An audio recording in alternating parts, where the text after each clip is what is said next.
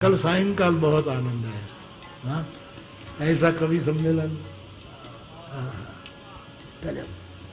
कुमार विश्वास जी ने तो गजब कर दिया साहब। इस परिसर में राम कथा सुनने के लिए निस्संदेह उपस्थित हुए भगवान राम के अन्यतम और भरत जैसे भाई की उपाधि से विभूषित भगवान महावीर बजरंगबली को प्रणाम करता हूं, जो यहाँ जरूर सुन रहे होंगे इस समय भी। मैंने लगभग 4-5 हजार रात कविता सुनाई है 26-27 देशों में, और रोमांच कम हो पाता है क्योंकि वो दैनिक कार्यक्रम हो गया है, जहाँ सुना रहे हैं वहाँ सुना रहे हैं। लेकिन कविताएं लिखते समय, बाबा तुलसी के वंश में अक्षर गढ़ने प्रारंभ करते समय मैंने ये कभी नहीं सोचा था कि किसी दिन मेरे लिए ये सुयोग भी होगा कि श्रोता इतना बड़ा होगा और गीत के पार्श्व में पार्श्व संगीत मां मंदाकिनी का होगा। ये कभी नहीं सोचा था। ये मेरे ख्याल से हम गूगल हेडक्वार्टर्स गए हों या कैलिफोर्निया असेंबली में गए हों या मेलबोर्न की पार्लियामेंट में गए हों, वो छोटी चीजें हैं। वहां 5-6 वर्षों में लोग आते जाते रहते हैं, लेकिन सृष्टि के आदि क्रम से जो नाद पृथ्वी को आंदोलित करता है, आज इस कवि सम्मेलन के इन सब कवियों को, क्योंकि इसमें फहमी साहब के अलावा सब मुझसे आयु में छोटे हैं, इसलिए मैं कह सकता हूं कि इनको शायद इस बात की अनुभूति भी नहीं है कि वो किस जगह पर पहुंच गए, कहां पहुंच गए हैं। ये हमारा तो नहीं है, ये निश्चित रूप से मेरे पूर्वजों का कोई पुण्य फल होगा जिसका आज मुझे फल प्राप्त हुआ है और आप सबको प्राप्त हुआ है। क्या उसकी विद्वता थी, धर्म भी था, मर्म भी था, वर्म भी था, सब था उसमें। जहां श्री चरण बैठे हुए हैं वहां वल्लभाचार्य बैठे, सामने लोग बैठे और मीरा ने गाया मेरे तो गिरधर गोपाल दूसरा न कोई। तो संत समाज में बैठे हुए स्वामी हरिदास ने कहा कि मीराबाई तुमने गाया तो बहुत अच्छा, पर एक गड़बड़ थी, तुम्हारा भजन राग में नहीं था। हमारी बड़ी मां ने जो उत्तर दिया वो मेरी भूमिका है, जो आपका आशीर्वाद खींच लेगी दूर तक, मंदाकिनी के तटों तक। उन्होंने कहा कि मीराबाई तुमने गाया बहुत अच्छा, पर तुम्हारा गायन राग में नहीं था। मां मीरा ने कहा कि स्वामी हरिदास मैं जानती हूं कि मैंने राग में नहीं गाया, क्योंकि मनुष्यों को रिझाने के लिए राग में गाया जाता है और परमात्मा को रिझाने के लिए अनुराग में गाया जाता है। आपके स्वर में माधुर्य है, आप जब गाते हैं, बीच में जब आप गाते हैं, मैं एक दिन आपका प्रवचन देख रहा था। एक गीत मैंने 1000 बार सुना होगा, इश्क में, मेरठ की या दिल्ली की कथा थी, और आपने कहा कि मैं कृष्ण पर बोलना चाहता हूं, और आपने एक बहुत मशहूर सा फिल्मी गीत उठाया था, निगाहें मिलाने को जी चाहता है। मैंने पहली बार देखा और यह पता चला कि कविता महत्वपूर्ण नहीं है, गीत महत्वपूर्ण नहीं है, उसका व्याख्याकार महत्वपूर्ण है कि कैसी व्याख्या हो रही है। और इस सभागृह में, इस ऐतिहासिक क्षण में उपस्थित वो लोग बचे हैं जो अपने जीवन के अंतिम सांस तक याद रखेंगे कि मां मंदाकिनी के चरणों में एक इसी दिव्य विभूति के पास वो बैठे थे जहां कविताओं का रस बरसा था, और आधुनिक तुलसीदास हमारे सम्मुख थे जिन्होंने मानस को नया अमृत दिया है, संजीवनी दी। हम कभी आपसे क्या कहें बापू, ये कह सकते हैं कि इस निराशा भरे वातावरण में, इस नैराश्य में जब हमारी आस्थाएं डूबती हैं, तब पूरी पृथ्वी पर हमारी योजना में और हमारी जानकारी में 2-4 लोग हैं जिनके चेहरे पर दृष्टि टिकती है, तो यह आशा जगती है कि पृथ्वी में शोभन कुछ बचेगा, सत्यम शिवम सुंदरम बचेगा। उनमें से एक आप हैं। हमारा प्रणाम स्वीकार करें, हमारे यश की आयु आपको लग जाए, हमारी आयु आपको लग जाए, ताकि युग युगांतर तक आपकी वाणी बोलती। क्या उसने पेश की, गजब किया। तरन्नुम भी एक ही ढंग का तरम, एक ही ढंग, सरल तरम, गजब। बहुत आनंद आया। तो मैं बहुत प्रसन्नता व्यक्त करता हूं कि मैं अपने गीत गजलों से उसे पैगाम करता हूं कि उसी की दी हुई दौलत उसी के नाम करता हूं। हवा का काम है चलना, दिए का काम है जलना। हवा का काम है चलना, दिए का काम है जलना। वो अपना काम करती है, मैं अपना काम करता। बीच में राजनीतिक टिप्पणियां भी नहीं हुई, मैं तो करूंगा नहीं, क्योंकि अपन इस लायक बचे ही नहीं। राजनीति के जितने दृश्य देखिए उससे अपने आप को आनंदित कीजिए। हम 36 घंटे बैठे, 36 घंटे, 125 करोड़ का लोकतंत्र 36 घंटे लोकसभा राज्यसभा में बैठा, बहस हुई, राज्य बैठे। हमने सोचा पता नहीं क्या निकलेगा, दो चीजें निकली, गले मिले और आंख मारी। बोले गले मिले आंख मारी, बताइए। अब ये मुझसे पूछने लगा बुद्धि प्रकाश, ये परिहास वृत्ति में रहता है रास्ते में, भाई साहब राहुल गांधी गले क्यों मिले? गले, अब मैंने अवॉइड किया कि राजनीति की बात क्या करनी, तीर्थ में जा रहे हैं। नहीं भाई साहब गले क्यों मिले? मैंने कहा यार 48 साल का आदमी, सावन चल रहा है, गले नहीं मिले क्या करे बता, कहां जाए वो बेचारा।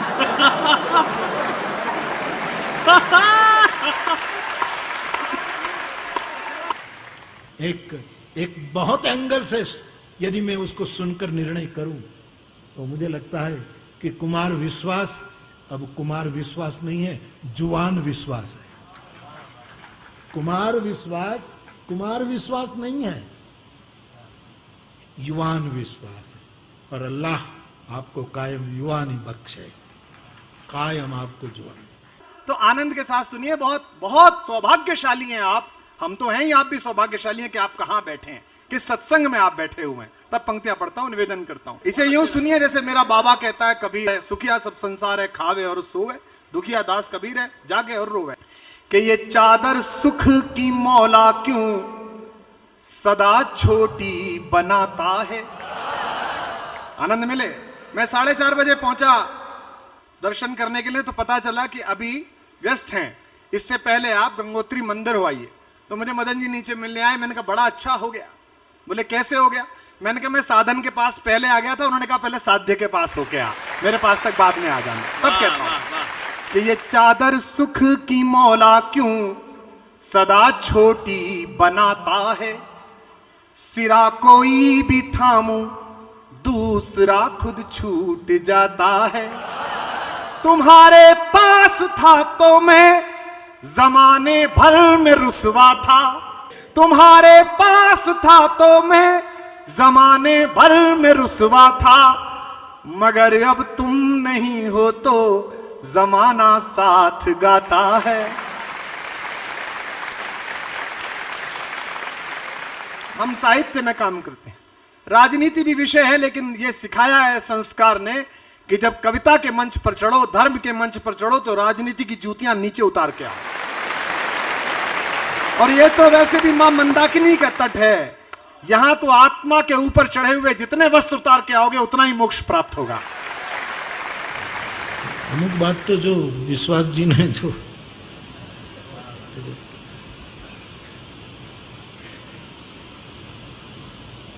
खुश रहो बाप, खुश रहो, खुश। हमारा सनातन धर्म दुर्व्याख्या विश्व मूर्छित है, उसकी बुरी व्याख्याओं के कारण मूर्छा में है। हम आभारी हैं कि आपके रूप में एक ऐसा संत हमें मिला है जिससे सही व्याख्या हम तक पहुंच रही है। जो लोग कहते हैं कि राजनीति धर्म से अलग रहनी चाहिए, वो गलत कहते हैं। धर्म की राजनीति नहीं होनी चाहिए, पर राजनीति का धर्म होना चाहिए। और जब तक सत्ताएं किसी धर्मगुरु के आसन के प्रति प्रणाम की मुद्रा में रहेंगी, तब तब ठीक रहेंगी। जिस दिन उस प्रणाम की मुद्रा से बाहर हो जाएंगी, राजनीति अराजक हो जाएगी। पूज्य अटल जी का बड़ा स्नेह मेरे प्रति था और मेरी बड़ी आस्था थी। मैं उनका आदर पूर्वक स्मरण करता हूं, जिन्होंने कहा था कि मेरी अस्थियां भी जब गंगा में मिला दी जाएंगी और लहरों से कान लगाकर सुनोगे तो भारत माता की जय का जय घोष आएगा। मुझसे पूछा किसी ने कि आप टेलीविजन पे थे, आप 7 किलोमीटर लंबी यात्रा निकली थी, उसमें नहीं गए। मैंने कहा हम आभारी हैं अपने महनीय प्रधानमंत्री जी के, जो हमारे श्रोता भी रहे, आयोजक भी रहे, बड़े भाई भी हैं, मित्र भी हैं, कि वो 7 किलोमीटर सारे नेता चले। बस इतना निवेदन है कि अटल जी के शव के पीछे 7 किलोमीटर चले, अगर उनके पदचिन्हों पर भी 2-4 कदम चल लो तो शायद देश अच्छा हो जाए। भाई क्या कह दिया डॉक्टर साहब। बड़े से बड़े मुख्यमंत्री, बड़े से बड़े प्रधानमंत्री जिनके सामने नीचे बैठते हैं, आज वो स्वयं नीचे बैठे हैं। ये किस लिए? हमारी कविता में कोई बड़ी बात नहीं है, हमारा खानदान बड़ा है। हम सूर के, तुलसी के, रसखान के घर में पैदा हुए हैं। जिस जगह आप बैठे हैं, इसी हर्षिल से, ये जो हर्षिल है पास में, हरिशिला है, यहीं से हमारे खानदान का एक बड़ा बुजुर्ग राहुल सांकृत्यायन निकले थे घोड़े लेकर, खच्चर लेकर तिब्बत की तरफ, और पाली, प्राकृत, अपभ्रंश का विपुल साहित्य यहां तक लेकर आए थे। इसी जगह मैं अपने पूर्वज के घर में खड़ा हुआ हूं और एक महान विभूति के सामने पढ़ रहा हूं। जिन लोगों ने अपने दिवंगत परदादा की तस्वीर अपने स्टोर रूम में रख दी, वो कबाड़ा हो गई, और जिन्होंने ड्राइंग रूम में लगाई वो एंटीक कहलाई। मैं एक विदेह के मंच पर खड़ा हूं। योगी भी हैं शरण जिनके जो अनासक्त गेही, जय जय राजा जनक पुण्य देही विदेही। तो मैं एक कविता सुना रहा हूं आपको। हमने बाबा तुलसी को तो नहीं देखा, हमारा यही सौभाग्य कि हम आपको देख पा रहे हैं, हम आपके श्री चरणों में बैठे हुए हैं। वे बोले दरबार सजाओ, वे बोले जयकार लगाओ, वे बोले हम जितना बोले तुम केवल उतना दोहराओ। वाणी पर इतना अंकुश कैसे सहते, वाणी पर इतना अंकुश कैसे सहते, हम कबीर के वंशज चुप कैसे रहते, हम कबीर के वंशज चुप कैसे रहते। कवि को ईश्वर ने यह शक्ति दी है। हमारे यहां कहा जाता है कि विधाता की सृष्टि 6 रसों में बटी हुई है। विधाता ने कुछ हम पर अतिरिक्त कृपा की कि हमें नवरस दिए। कवि से कवि सब विधि बड़े, या में संशय ना है, शठरस विधि की सृष्टि में नवरस कविता मां। भीगा मुशायरा था आखिर में, जब मिल रहे थे सब भीगे भीगे हुए। केहू काल गति से परे चिरंतन, अभी यहां थे अभी यहीं हो। कृष्ण अकेले पुण्य पुरुष हैं जिनसे 2 युगों में 2 महिलाओं ने प्रेम किया। द्वापर में राधा ने और कलयुग में हमारी मां मीरा ने। और दुनिया की हर स्त्री अपने पुरुष से, प्रेमी पुरुष से इस बात पे नाराज रहती है कि दूसरी महिलाओं को प्रेम क्यों करता है। अकेले योगेश्वर कृष्ण हैं जिनसे सब प्रेम करती हैं और सब आपस में भी प्रेम करती हैं कि हम सब प्रेम करते हैं। जय जय जय जय। बापू, हमारे बाबा सूरदास ने कहा राधा से बोले नहीं 4-5-6 दिन कृष्ण, बोले नहीं, बात नहीं की तो राधा नाराज हो गई। तो राधा उपवास पे चली गई। दुनिया का पहला आमरण अनशन और दुनिया की पहली आत्महत्या की चेतावनी, धमकी सूरदास ने लिखी, आपकी तालियां गूंजेंगी। उन्होंने कहा कि राधिका जी हैं तो जी हैं सखी, न तो पी हैं हलाहल नंद के द्वारे। नंद के दरवाजे पे जहर पी के मरेंगे, नहीं तो राधिका के साथ बात करो। ये केवल कृष्ण को प्राप्त था। तब मैं कहता हूं कि हु काल गति से परे चिरंतन, अभी यहां थे अभी यहीं हो। कंप्लीट मैन पूरी प्रकृति में केवल एक हुआ जिसने बचपन जिया तो ऐसा कि आज भी लाड़ में भारत की हर मां अपने बेटे को कान्हा कहती है। जिसने जवानी जी तो ऐसी कि इश्क में पागल लड़के को कॉलोनी में लोग कहते हैं बड़ा कन्हैया बना फिरता है। जिसने युद्ध रचाया तो ऐसा कि 5 निर्वासित बच्चों को विश्व की सबसे बड़ी अक्षौणी सेना के सामने विजय दिलाई। और जिसने ज्ञान दिया तो गीता जैसा पर 1000 नोबेल पुरस्कार कुर्बान किए जा सकते हैं। तब मैं उस कान्हा पर पढ़ रहा हूं कि हु काल गति से परे चिरंतन, अभी यहां थे अभी यहीं हो। कभी धरा पर कभी गगन में। बालकृष्ण ने पूछा मां से कि तू तो कहती थी सूरज पूरब में निकलता, मैं चिड़िया दिखा रहा था बलदाऊ को पश्चिम में, सुबह सुबह तो सूरज उधर था। तो मां ने कहा तुझे क्या पता, तू त्रैलोक के क्या स्वामी है, जिस दिशा में इंगित कर देगा सूर्य और चंद्रमा को उधर जाना ही पड़ेगा, ये उनका काम है। कि कभी धरा पर कभी गगन में, कभी कहां थे कभी कहीं हो। तुम्हारी राधा को भान है तुम सकल चराचर में हो समाये। बस एक मेरा है भाग्य मोहन के जिसमें होकर भी तुम नहीं हो। बस एक मेरा है भाग्य मोहन के जिसमें होकर भी तुम नहीं हो। न द्वारिका में मिले बिराजे, आपने कथा करी है वो।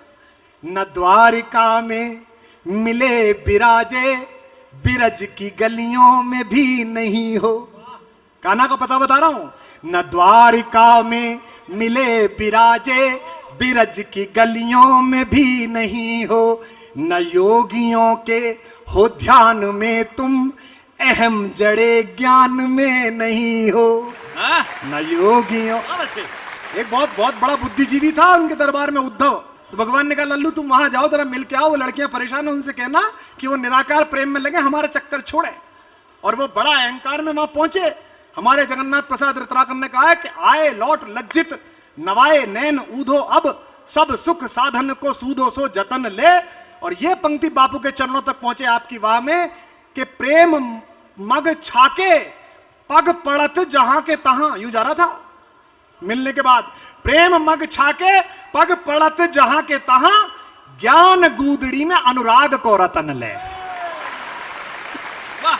ज्ञान की गुदड़ी में अनुराग का कोई नूर लेके लौटा, और जब चिट्ठी लेके आया तो उससे कोई नहीं मिल रहा था।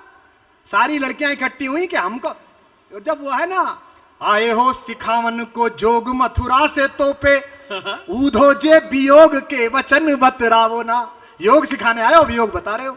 आए हो सिखावन को जोग मथुरा से तोपे, ऊधो जे वियोग के वचन बतरावो ना। एक मनमोहन तो बस के उजारो माह, ही में अनेक मनमोहन बसाओ ना। यहां से तब कह रहा हूं कि न द्वारिका में मिले बिराजे, बिरज की गलियों में भी नहीं हो, न योगियों के हो ध्यान में तुम, अहम जड़े ज्ञान में नहीं हो। ये पृथ्वी, ये धरती जहां हम हैं इसलिए महत्वपूर्ण है, दुनिया के सभी देश महत्वपूर्ण है उनके लिए। यह अकेली धरती है जो ईश्वर ने चाटी है, घुटने चल के चाटी है ये। इस पर पैर रखते समय भी ध्यान रखना कि कहां रख रहे हो। इसके साथ गद्दारी तो बात ही छोड़ दो। ये वही है जिस पर घुटवन चलत रेणु तन मंडित, मुख दधि लेप किए।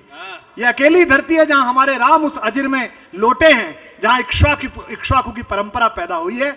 और बापू आप गंगोत्री तक आए, मुझे आश्चर्य होता है कि आप समाज के वंचितों में कथा करके आए, आप उनमें कथा करके आए जिस इलाके में जाने के लिए सभ्य समाज शताब्दियों से मुंह चुरा रहा था, रात के अंधेरे में जाता था। वहां आपने उजाले में राम का नाम फैलाया। हम आपके आभारी हैं, हम कृतार्थ थे आप, हम कृतार्थ थे आपके। बुद्ध के पास, बहुत अच्छे, बुद्ध के पास उस समय की सबसे बड़ी नगरवधु आम्रपाली आई थी, पीछे सुनने के लिए बैठी थी, और किसी ने परिचय करा दिया कि नगरवधु आई है, सबसे बड़ी वेश्या, मिलना चाहती है। अकेले में बुद्ध से मिली, उसने कहा कि तथागत बहुत पातकी हूं, बड़ा शरीर का दुरुपयोग किया है, मैंने कोई पूजा नहीं की, मेरी तो उपासना आज तक नहीं हुई।